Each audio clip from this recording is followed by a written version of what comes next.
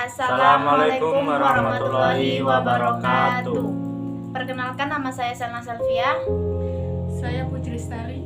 Saya Adi Setiawan. Saya Yusuf Setiawan.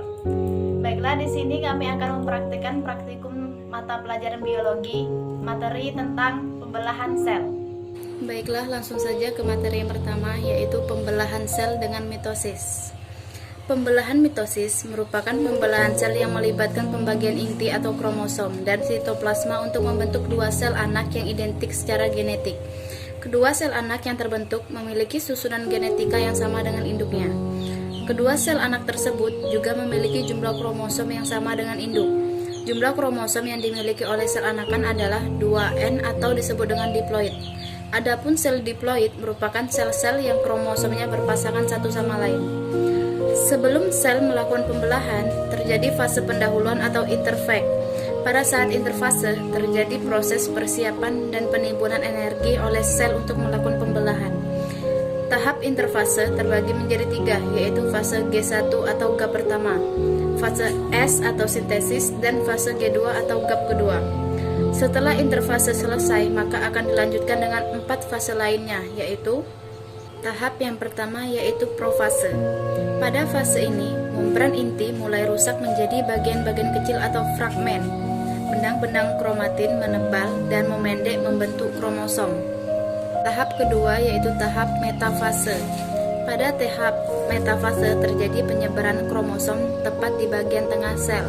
Tahap ini memiliki ciri khusus yaitu kromosom akan tersusun rapi pada bagian atau bidang ekuator. Tahap ketiga yaitu tahap anafase.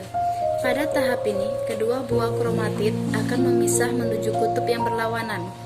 Pada akhir anafase kedua, kutub sel akan memiliki kromosom yang jumlahnya sama. Tahap terakhir yaitu tahap telofase.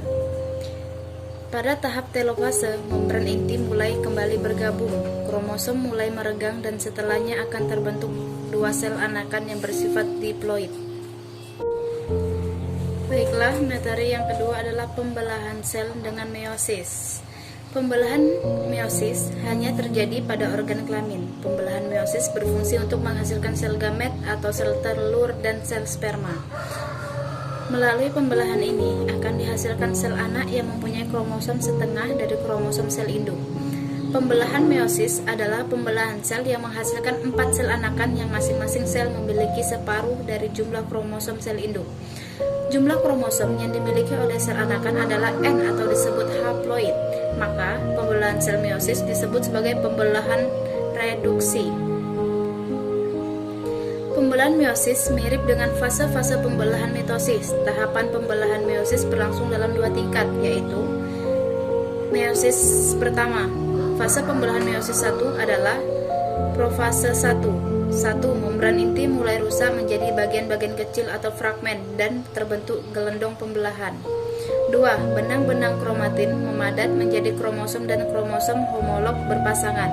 3. Terjadi pindah silang atau pertukaran segmen molekul DNA yang sesuai di antara kromatid non-saudara. Metafase 1. Kromosom berjejer pada bidang pembelahan. Anafase 1. Kromosom homolog memisah dan bergerak ke kutub-kutub yang berlawanan. Telofase 1. 1. Kromosom homolog memisah dan bergerak ke kutub-kutub yang berlawanan. 2. Membran inti mulai terbentuk kembali. 3. Sitokinesis menyebabkan terbentuknya dua sel anakan yang bersifat haploid. 2. Meiosis 2. Fase pembelahan meiosis 2 adalah profase 2. 1. Membran inti mulai rusak menjadi bagian-bagian kecil atau fragmen dan berbentuk gelendong pembelahan. 2. Kromatid mulai bergerak ke bidang pembelahan. Metafase 2. Kromosom berjejer pada bidang pembelahan. Anafase 2. Kromatid terpisah dan bergerak ke kutub-kutub yang berlawanan. Telofase 2. Nukleus terbentuk, kromosom terurai membentuk kromatin dan sitokinesis terjadi. Demikianlah penjelasan praktikum dari kami. Apabila ada kesalahan, kami minta maaf yang sebesar-besarnya. Kami akhiri. Wassalamualaikum warahmatullahi wabarakatuh.